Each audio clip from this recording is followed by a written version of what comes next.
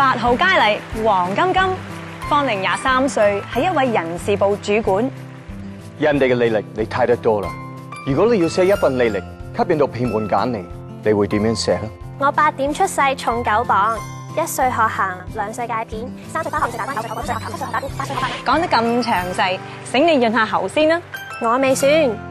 強積金嘅基金便覽就好似一份履歷表咁，一清二楚，介紹基金投資目標、基金表現、評論等等，詳細好多㗎。咁喺邊度攞到基金便覽？可以喺積金局嘅收費比較平台度下載，又或者向受託人索取。不過記得揀基金嘅時候要睇清楚啲資料啊，仲要睇下隻基金係咪啱你哋嘅投資需要。哇，好厲害喎！呢張履歷表叫咩話？基金便覽啊，可以到以下網址逐步重溫。